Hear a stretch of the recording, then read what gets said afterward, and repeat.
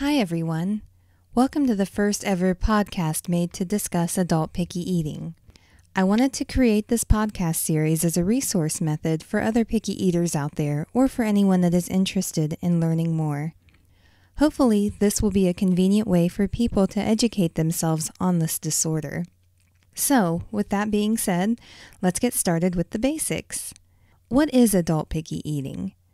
As of today, there is no formal definition or set criteria for what defines an adult picky eater, as it seems to be a broad spectrum. But I feel that a good way to describe adult picky eating would be to say that it is an involuntary diet adapted by one's body based upon the sensory signals interpreted by one's mind. Now let me try to break that definition down for you. I have no control over what foods I can tolerate. Some foods look good to me, but I know I could never functionally swallow them. Throughout my life, I have been asked how I can know that I can't eat something if I've never tried it. And the way that I do that is by relying on my other senses to tell me about the food in question. I often use examples of tree bark. How does a normal eater know what it would be like to eat tree bark if they've never done it? Well, it's done with the other senses, Tree bark is rough, it's dirty, its texture doesn't seem like something that would taste good, so no one eats it. Well, the same thing goes for me and other foods. I evaluate a food, and if I feel like I cannot tolerate it, whether it be texture or if it's a food that's mixed up like paella or stir fry, or if it's something that has an overwhelming smell, then I don't attempt to eat it, just as anyone would not eat something that they feel they couldn't consume. To understand adult picky eating, you would have to know what life has been like for the adult picky eater since birth, back when nearly all of us started to have feeding problems. I was not able to nurse despite the best efforts put forth by my mother, and ultimately, she had to give me the bottle. I believe this was my first ever struggle with food. I know through conversations with my mother that I've never been 100% normal with food, although I didn't start out quite as picky as I would eventually become. One of my earliest memories was from a time where a babysitter was trying to feed me baby food. The babysitter popped off the lid and began stirring the food around in the jar with the spoon. Immediately, I felt as if the food was no longer edible, and I felt this way for many reasons.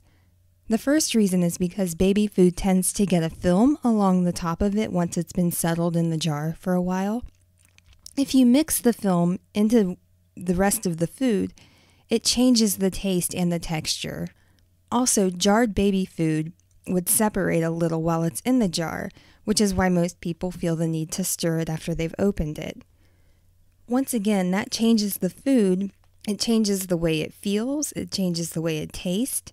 And since my mother never stirred baby food before feeding it to me, I didn't want anyone else to stir it either because it's not what I was used to.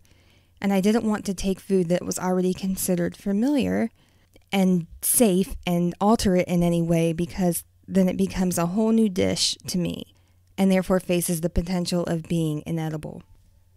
I was very young when the baby food incident happened. I've always paid very close attention to food. However, I would say that my picky eating really began to settle in at the age of 3, where I can recall another incident regarding food. Peas and corn had always been a safe food for me up until the age of 3. By the way, when you hear me talking about safe foods, safe simply means that the food has been tried and everything went okay. It's not a matter of safe versus dangerous, but rather safe versus new and unexperienced. That's just something to keep in mind. Anyways, I remember my mother sitting the whole family down at the dinner table and serving up our meal. My plate had corn and peas on it. I can recall looking down at my plate and feeling as if these foods were no longer something I could eat. I felt very distant from it all, and I couldn't bring myself to pick up my fork. It was almost like being paralyzed. As time went on, I continued to drop foods from my diet. French fries became my nightly staple. It was the only thing I wanted to eat, one of the few things that I could eat. I remember my mother taking me to the doctor, and he told her that I would grow out of it and to allow me to eat what I wanted until I got sick of eating the same things. That never happened. Growing up was hard. I couldn't go out to eat with friends. I couldn't get involved in any activity that might have an overnight camp. Even spending the night at slumber parties was tough because it usually involved food, and even though I was willing to starve through the night, I was always concerned with having to answer questions from people who wondered why I wasn't eating. Those questions would provoke many years of lying. I would say things like I already ate, or I wasn't hungry, or even would fake an allergy to foods. At the age of 15, I decided to give up what little meat I could eat because I wanted to be a vegetarian. Being a vegetarian gave me ample excuses, and I learned very quickly that I could get out of eating meat with anyone who wasn't aware of my eating habits simply by saying that I was a vegetarian.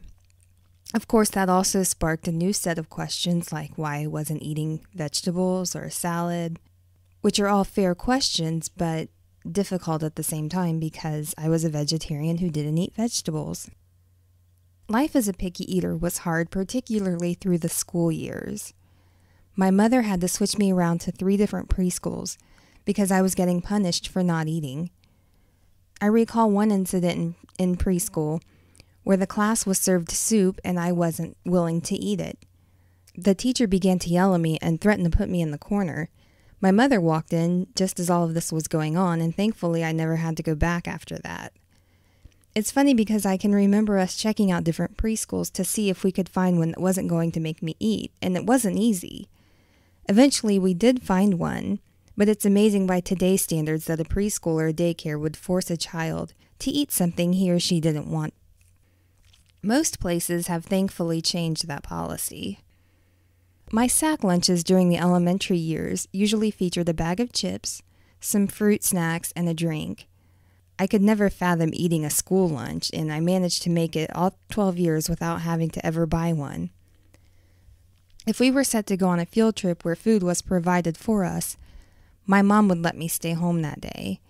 That was unfortunate for me because sometimes the field trips sounded interesting, but I didn't want to have to explain to the other kids why I wasn't eating anything, and I certainly didn't want to go hungry the entire day.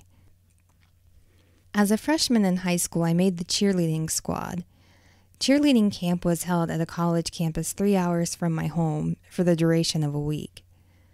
I knew I would never be able to find food while I was there, but I also knew that I was tired of missing out on opportunities to do the things that other kids were doing, so I decided to suck it up and go to camp. It was a nightmare. The food that the campus provided was enough to make even the normal girls cringe. They offered no variety, so every night I went to dinner with my squad only to find nothing edible, which meant I went hungry. I packed an apple and a normal-sized bag of Doritos from home, and that's what I lived off of. Naturally, the other girls noticed I wasn't eating, and they began to label me as anorexic. My coaches began to notice that I wasn't eating either, and they started to intervene. I was counseled on how dangerous anorexia was. I tried to explain myself to the coaches, but they didn't believe me.